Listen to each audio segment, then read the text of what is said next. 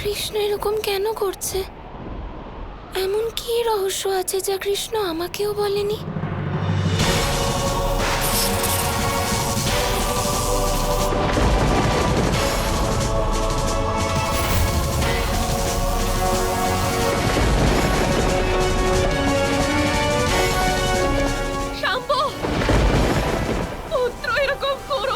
না মা, আমার জীবনের লক্ষ্যই হলো দ্বারকাধীশকে শেষ করা, আর সেই জন্য আমি আমার প্রাণের আহুতি দিতেও রাজি। নিজের বিবেক বোধকে জাগিয়ে তোলো পুত্র। নিজের রাগের বশে তুমি এভাবে নিজেই নিজেকে ভস্ম করে দিও না। শাম্ভু পুত্র, তোমার মনে আছে যখন তুমি ছোট ছিলে আর যদি তোমার কোনো জিনিসের প্রয়োজন হতো তখন তুমি ততক্ষণ হার মানতে না যতক্ষণ না তুমি সেই বস্তু লাভ করতে। তাহলে এখন কেন হার মানছো তুমি পুত্র?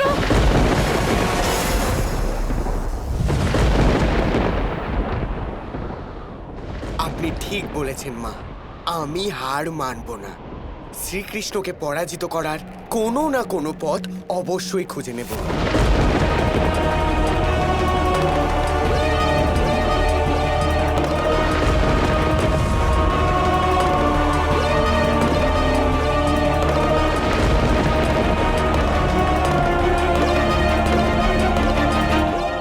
আমি জাম্ববতী পুত্র শাম্ব এই প্রতিজ্ঞা করলাম যে আমি ততক্ষণ হার মানব না যতক্ষণ না আমি বাসুদেব শ্রীকৃষ্ণকে পরাজিত করতে পারছি।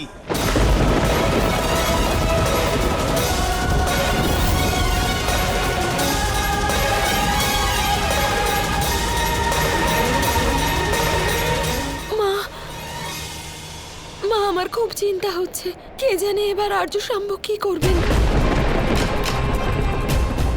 চিন্তা করো না লক্ষণা, ও আমার পুত্র। ও অবশ্যই কোনো না কোনো পথ খুঁজে বের করবে।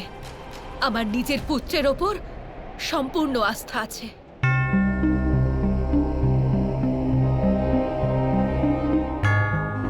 তোমার মনে আছে যখন তুমি ছোট ছিলে আর যখন তোমার কোনো জিনিসের প্রয়োজন হতো তখন তুমি ততক্ষণ হার মানতে না যতক্ষণ না তুমি সেই জিনিসটা লাভ করছো।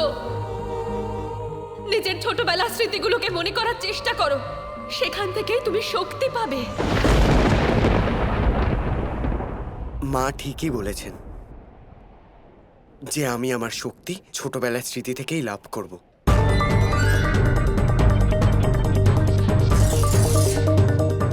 কিন্তু তাহলে তো আমায় বাবার ছেলেবেলার কথাও জানতে হবে। সেখান থেকেই আমি ওনার শক্তি আর ওনার ব্যাপারে জানতে পারবো। আর এই জ্ঞান প্রাপ্তির জন্য আমাকে বৃন্দাবন যেতে হবে।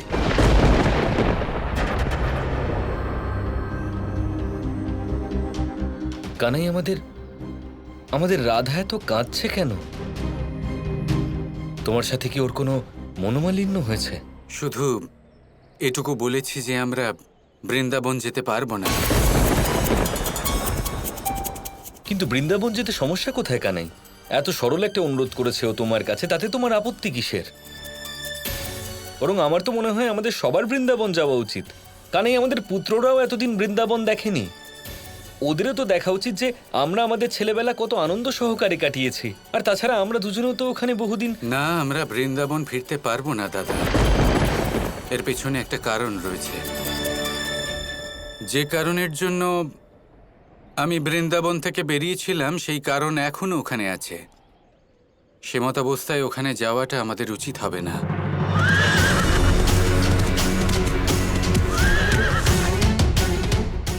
আচ্ছা, তাহলে এটাই হলো বাবার বৃন্দাবন।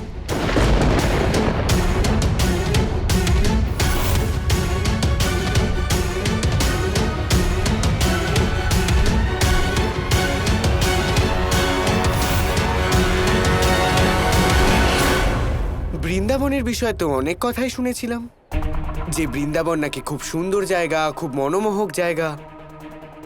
কিন্তু এটা তো একটা নির্জন স্থান বলে মনে হচ্ছে। এখানে তো কোনো সৌন্দর্য আমি দেখতে পাচ্ছি না।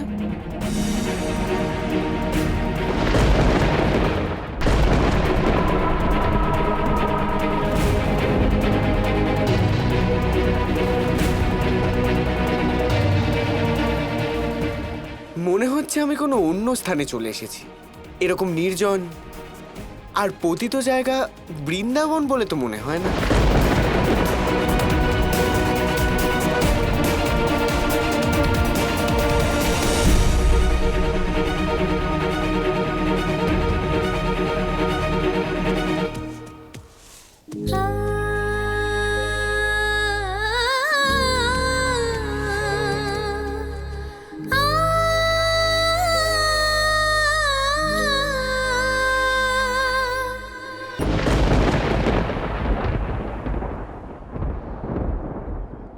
দেবী,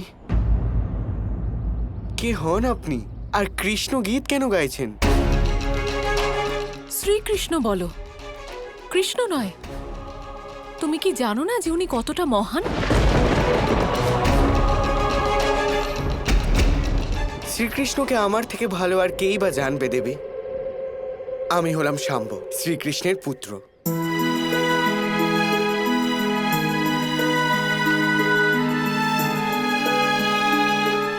শ্রীকৃষ্ণের পুত্র?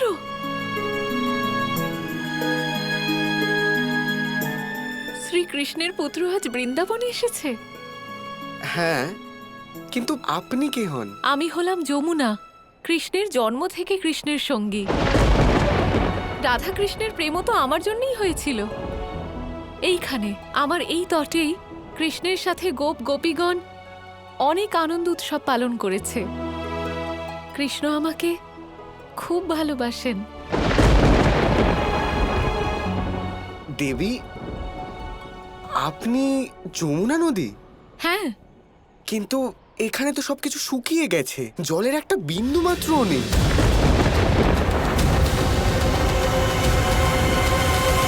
কৃষ্ণের বিচ্ছেদে শুধু আত্মাই নয়, প্রকৃতিও শুকিয়ে গেছে।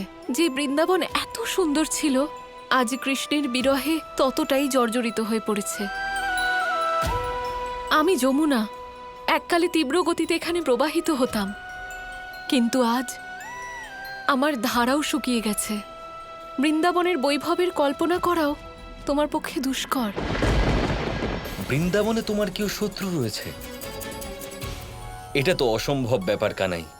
অভিমান ঠিক বলা যায় না, কিন্তু হ্যাঁ, যদি কোনো কারণবশত সে আমাদের শত্রু হয়ে যায়, তাহলে তার সম্মুখীন হওয়া অসম্ভব ব্যাপার হবে দাদা।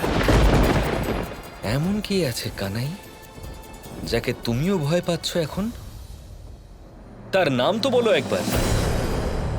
ওনার নাম পর্যন্ত নেওয়া সম্ভব নয়। এবার তুমি আমাকে ভয় দেখাচ্ছ কানাই, কারণ এত ভয় তোমার মুখে মানাচ্ছে না। পরিস্থিতি অনুযায়ী কাজ করতে হয় দাদা। গ্রহদের দশা অত্যন্ত বিপরীত, তাই আমি যদি পরীক্ষামূলকভাবে চেষ্টাও করি, তাহলে সেটা হয়তো দ্বারকার ভবিষ্যতের জন্য, দ্বারকার মঙ্গলের জন্য অত্যন্ত অনিষ্টকারী প্রমাণিত হতে পারে।